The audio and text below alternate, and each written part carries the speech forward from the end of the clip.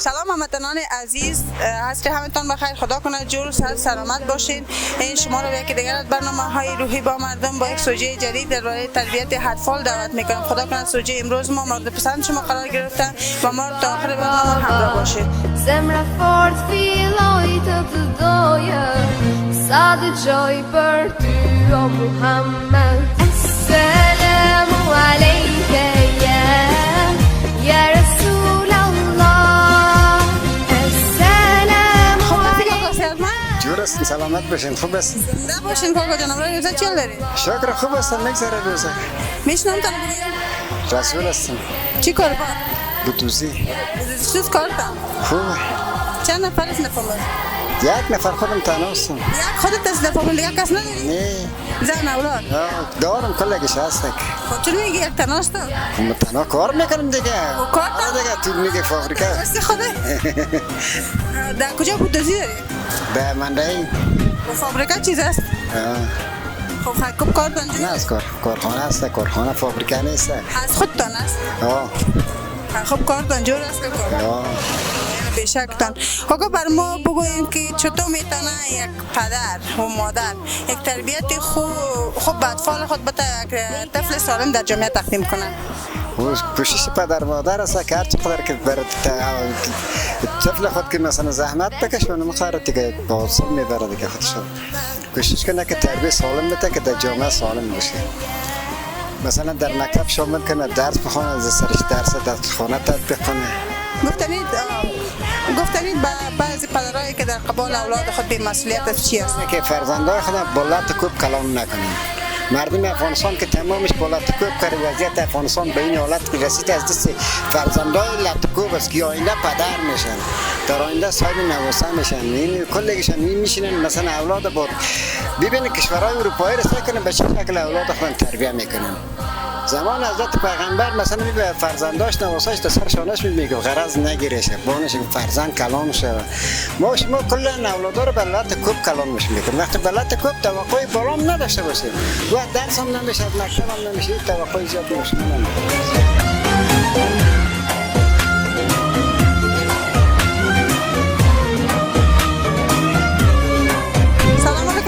خوب هستین صحتمند؟ خوب هستین صحتمند بخیر. زنده سلامت باشی. اسمتان؟ احمد فایق هستم. احمد فواد؟ فایق جان. چی کار بار میکنی؟ من محصل هستم. کدام پنجه میخوانی؟ پنجه روابط بین الملل. چطور درست دارم؟ خوب است. خوب پیش میره؟ بله. پنجه دلخواه دارم؟ بله پنجه است. دوران لیسه مکتب من انتخاب. بر ما بگوین که عروسی کردین؟ بخیر. به نظر شما یک پدر مادر چطور میتونه یک طفل سالم و خوب تربیت که در جامعه تقدیم کنه؟ خب تربیت اطفال در خانواده ها یک بخش بسیار اساسی است. دیگه در این موضوع باید که خانواده ها پدر و مادر از سواد کافی بهره‌مند باشند. دیگه مسائل اجتماعی که در جامعه وجود داره همه اینا تاثیر داره بالای اطفال خصوصا در افغانستان که روزانه صدها مورد از مشکلات در جامعه است. دیگه به نظر ما سطح سواد پدر و مادر در تربیت اطفال حرف اولی را میزنم چون همه چیز در امی ارتباط میگیره و وقتی که سواد داشتن میتونن که به گونه خوب اطفال خود را تربیت کنن و به جامعه تقدیم کنن. به یک مادر که باز سطح سواد کامل ندارن کلا اکثریت مادرها و پدرها در افغانستان است میبینیم که بی سواد هستن. به نظر شما اونا چطور میتونن که یک طفل خوبتر تربیت کنن و هیچ کار نمیتونن؟ خیر میتونن. خب قسم استثناءات وجود داره اما در جوامع مدرن امروزی که است و تعلیم و تربیت امروزی که است بیشتر وابسته است به چیزهای علمی و چیزهایی که بیشتر بخش علمی داره سواد آموزی و دیگر خاص. و این ثابت شده است که اگر یک پدر و مادر به نظر من سطح علمی و سطح سوادشان بالا باشه میتونن در جوامع امروزی یک طفل خوب تقدیم کنن بر جامعه.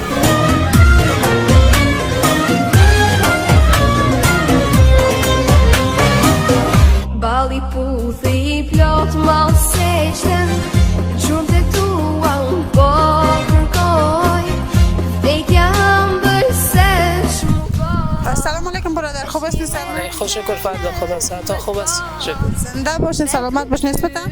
اوپال بال چی کار میکنی؟ دریور هستم چطور کاربارتان؟ خوب است شکر است غنیمت از خدا مهربانه ده کار بار دیگه ناشکری نشم از آن نیست خوب بارم شکر از ازش کرد امروز روزه چی هست؟ الان از خوب است میگذره دیگه فضل خدا خوب دیر میشه تا قلیل فهمیدین روزه یا نه؟ نه فضل خدا نفهمیدیم نه خدا پر نمیشه. عروسی کردی؟ بله چند اولاد داری؟ 2 تا اولاد دارم 2 تا اولاد داری. من یک پدر برمون میشه بگوین که چطور میتونه یک پدر مادر در کل والدین یک تربیت خوب به اطفال خود داده که طفل سالم در جامعه تقدیم کنه. خب میخوایم که باید از اگر اولاد صحیح باشه با تربیت با اخلاق با نیکو با پدر و مادرش با خبر باشه از اولاد خود با خبری کنه و مکتب روانش کنه درس بخونه مدرسه بره بس خلاص این خود تقاضا شده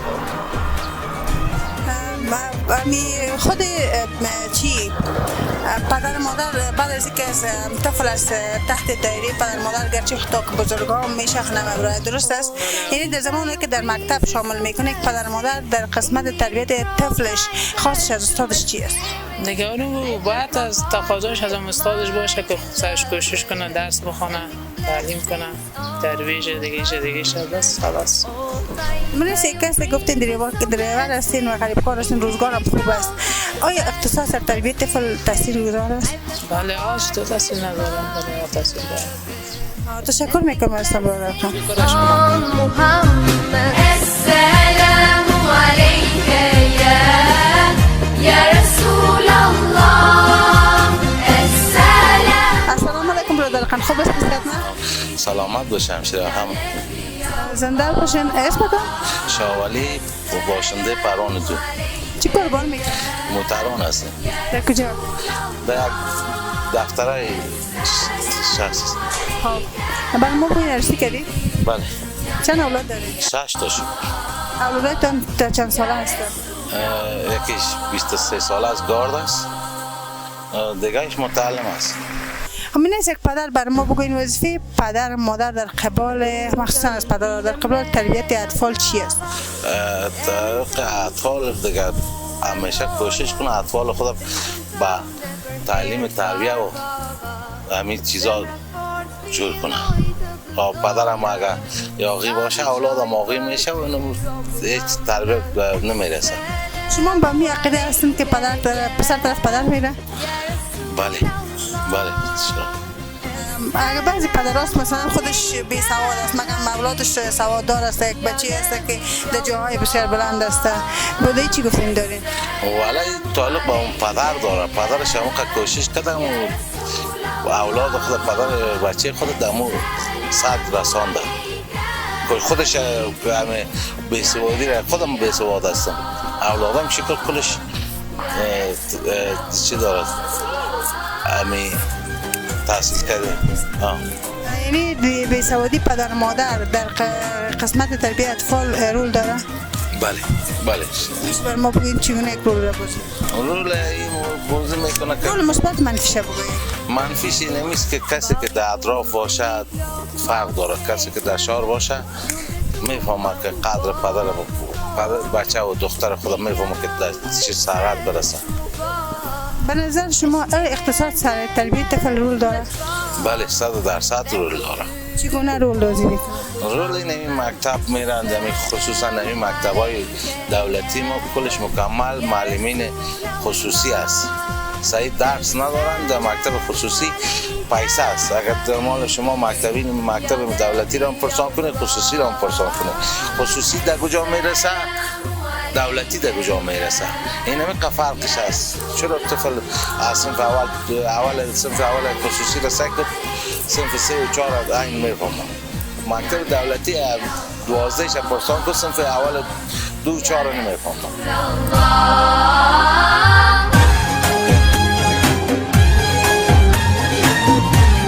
سلام علیکم برادر، خوب هستین؟ شما خوب هستین جان؟ شما جور؟ زنده و سلامت باشین. خوب هستین دیگه؟ اسمتان؟ اسمم عمر است و مانزای تخلص میکنم. عمر، شما چی شغل داره؟ استاد هستم در کجا؟ لیسه نادریه. لیسه نادریه. بسیار خوب. چطور نمره شاگردا؟ والا خوب است، بگذره دیگه. شاگرداتون شوخ هسته یا نه آرام؟ والا دقیقا دیگه اطفالی که نرمال می باشه یک ذره شوخ طبیعت هستن دیگه، گذاره میشه. صنف چند درس میتونسته؟ صنف 11. 11 تنها 11 یا 12 یارم در بر دارم؟ تنها فعلا 11 هست. کدام مضمون درس میدید؟ مضمون جغرافیه. خب شما خود در بخش تربیت طفل کار میکنین در کل خو اگرچه تهداب اصلی خانواده ها میگذارد، بر ما بگین چطور میتونه پدر مادر و بعد از اینکه از پدر مادر مبرای در مکتب چطور میتونیم یک طفل سالم و خوب در جامعه تقدیم کنیم؟ خب با جواب سوالتان باید بگویم که اصلا اگر ما دائم از خانواده شروع بکنیم، یک مشکلی که در افغانستان است، طفل به دنیا میره. مثلا اگر ما ببینیم یک کسی که 15 سالش است، 14 سالش است، ازدواج میکنه با نظر به رسم و رواجی که ما داریم، اینا صاحب طفل میشن و از اون مشکلات شروع میشه دیگه. دقیق به قسمی که باید اینا رسیدگی به اولاد بکنن نمیتونن، به تربیتش درست رسیدگی کردن نمیتونن، به تعلیمش نمیتونن دیگه. مشکل به فکر من یکی از مشکلات عمده اینمی است که پدر مادر اکثر هم در افغانستان چون سنن خوردارسی میکنن، مشکلات از اونجا شروع میشه. پس علت اصلی که نمیتونه اکثریت جوانان ما با تربیت سالم در جامعه نیستن و دست به هر گمراهی ها و خرابی ها میزنن، شما میگین علت خود خانواده هاست؟ تا حد ما پیشتر براتون گفتم اینه قسمی که ما میبینیم میگه اولین مکتب خانواده است و اولین معلم هم پدر مادر است دیگه.